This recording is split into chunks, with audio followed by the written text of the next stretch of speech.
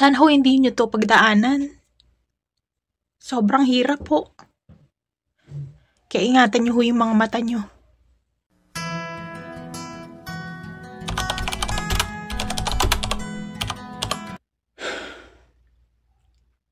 Okay, gusto kong i-share sa inyo mga kapatid yung kalagayan ko sa mga sandaling ito.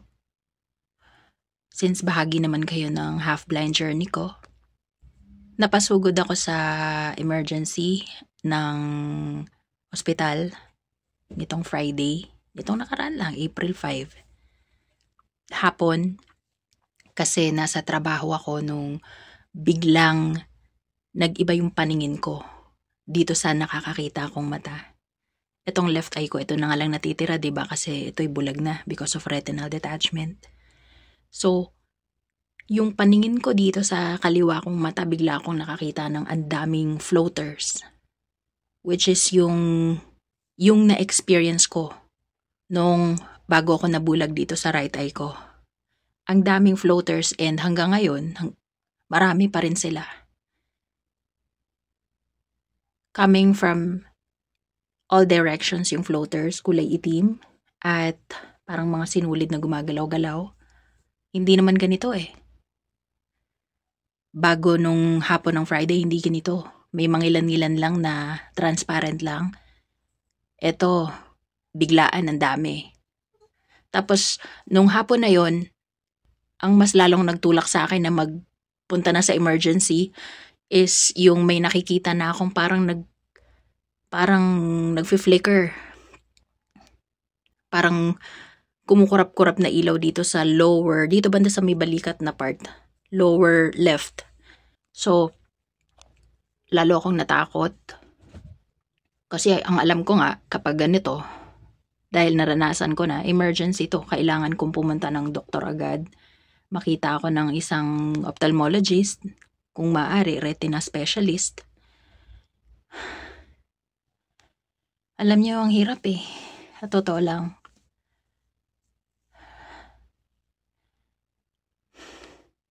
Hindi ko alam kung anong naghihintay sa akin sa mga susunod na araw. Pero yun na nga, pagdating namin ng ospital, dun ako sa Manila Doctors pumunta. Dahil nandun yung espesyalista ko.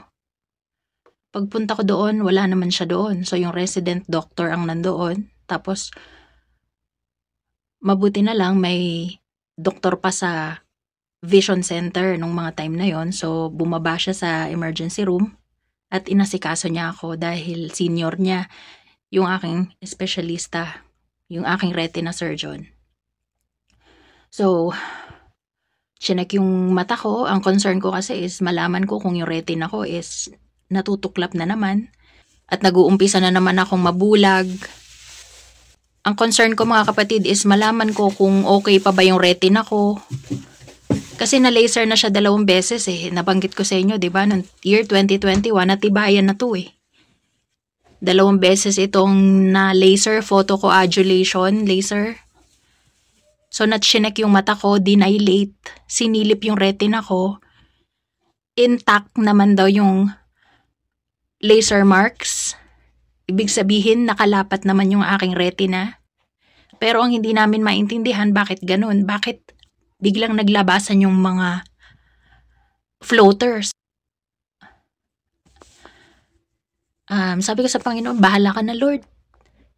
Ito na ba yung time na kinakatakutan ko na pati ba yung left ko, kukunin mo na rin, mawawala na rin?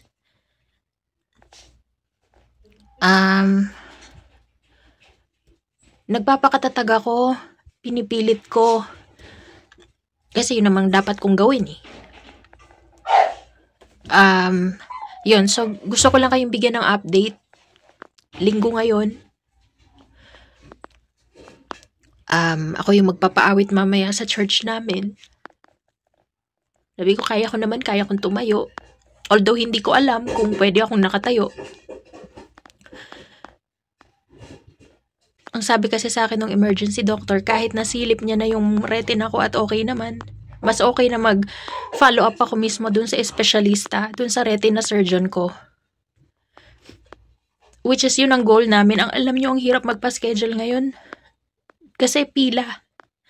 Yung susunod na available na schedule niya is April 27, mga ganun. Matagal pa, ilang araw pa. Pero, yun nga, kinakausap namin yung kanyang secretary ngayon. Kasi urgent ito eh. Again, pag mata ang kalaban natin dito, oras eh. Ngayon, ang vision ko malabo, maraming lumulutang. Hindi siya katulad talaga nung mga nakaraang araw. Gusto ko lang mag-update sa inyo kasi baka sa mga susunod na araw, hindi ko alam eh. Baka hindi na ako makapag-vlog. Kasi bulag na ako. You know. Again, hindi ko hawak ito eh. Ayan, nahirapan ako sobrang hirap. Pero kailangan nung lumaban eh. Sana ho hindi nyo to pagdaanan. Sobrang hirap po. Kaya ingatan nyo ho yung mga mata nyo. Lalo na yung mga anak nyo, ingatan nyo ho. Hindi nila to pagdaanan. Ayun lang po, humingi ako ng panalangin sa inyo na sana ho ay makasingit ako sa pila para sa espesyalista ko hanggat maaari bukas, Lunes.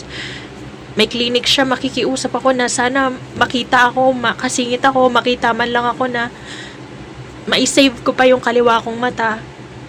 Kung kakailanganin mang agaran na gawan ako ng procedure, sana maisagawa yun. Ayun po, I'm asking for prayers. Maraming salamat po sa inyo lahat. God bless you all. Sharing is caring.